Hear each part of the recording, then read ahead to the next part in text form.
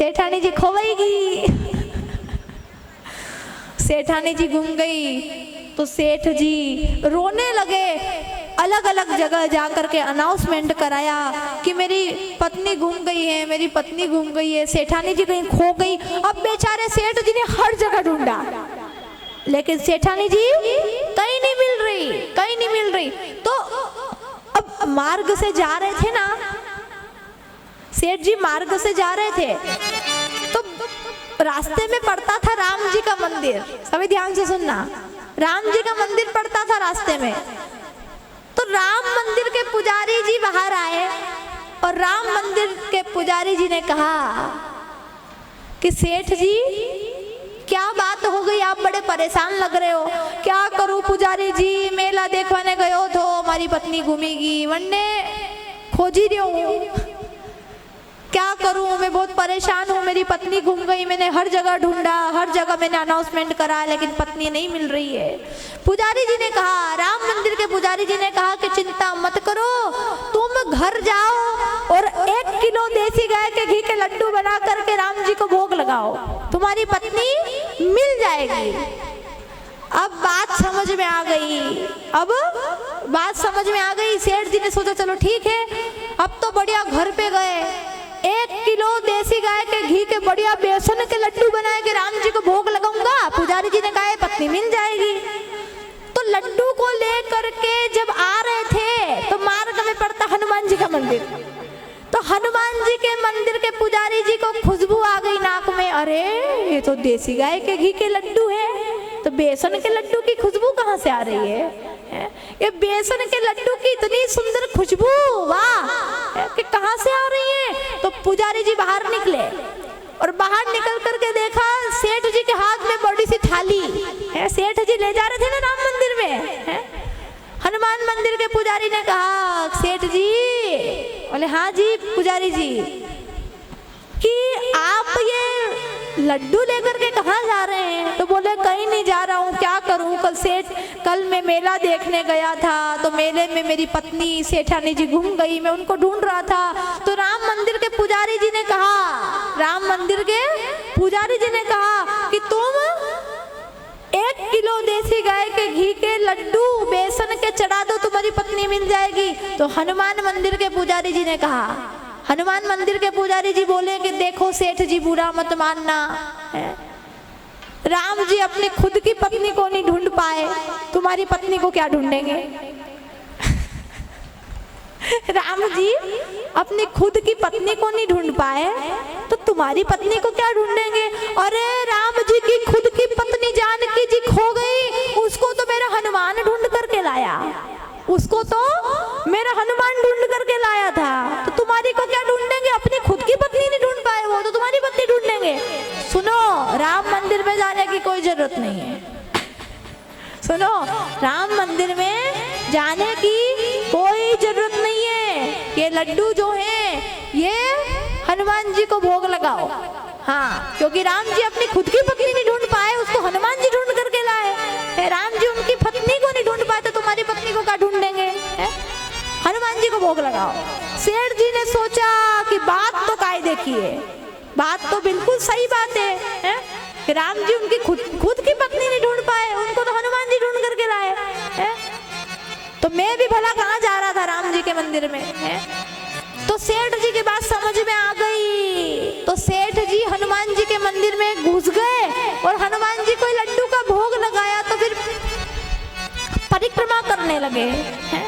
अब कई लोगों की आदत होती है, परिक्रमा करते हैं तो आगे से तो सिर झुकाया और पीछे दीवार को भी ऐसे करने की आदत होती है ना? कौन कौन करता है? सच सच बताना, समझदार हो, कोई नहीं करते क्या?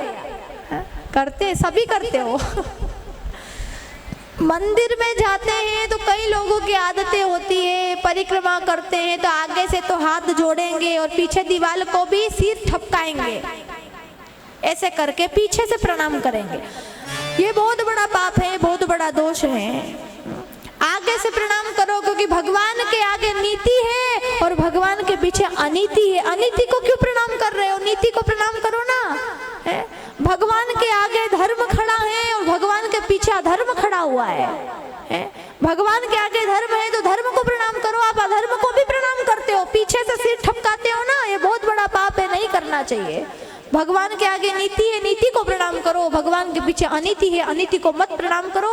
भगवान के आगे धर्म है, धर्म को प्रणाम करो, भगवान के पीछे अधर्म है, अधर्म को प्रणाम मत करो।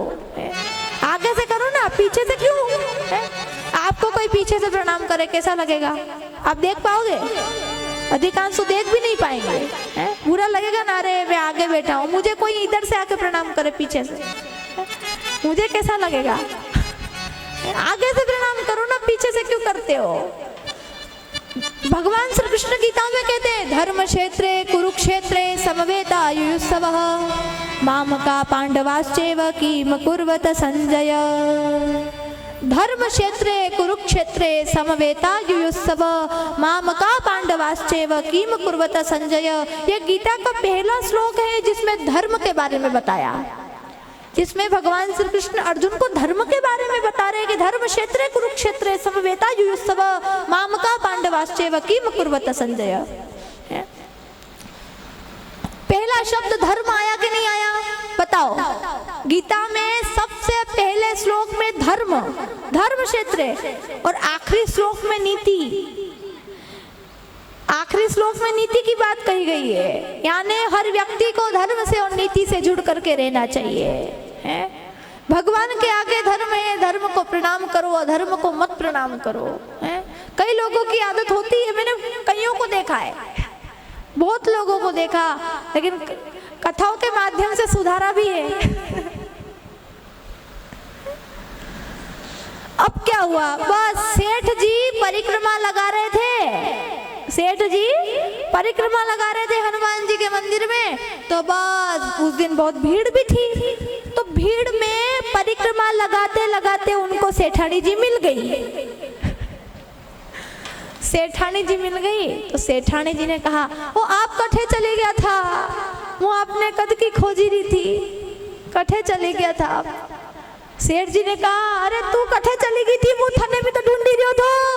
अच्छा हुआ मैं तो राम मंदिर में जा रहा था, अच्छा हुआ मैं तो राम मंदिर में जा रहा था, राम जी के मंदिर के पुजारी जी ने कहा था कि लड्डू का भोग लगाओगे तो पत्नी मिल जाएगी, लेकिन फिर पुजारी जी, हनुमान जी के पुजारी जी आए, जो उन्होंने कहा कि राम जी अपनी खुद की पत्नी नहीं ढूंढ पाए तो तुम्हारी को क्या ढूंढेंगे, उसको तो मेरा बजरंगबली ढूंढ करके लाया। अच्छा हुआ, अरे सेठानी अच्छा हुआ मैं हनुमान मंदिर में ही आया, नहीं तो तू मिलती नहीं तो तू नहीं मिलती, मैं राम मंदिर में जाता तो परिक्रमा लगाते समय पत्नी से मिलना हो गया। इतने दयालु है हनुमान जी महाराज। हनुमान की पूजा से सब काम होता है, हनुमान की पूजा से सब काम होता है, हनुमान की पूजा से सब काम होता है, बजरंगी की पूजा से सब काम होता है, बजरंगी की पूजा से सब काम होता है, हनुमान की पूजा से सब काम होता है, हनुमान की पूजा से सब काम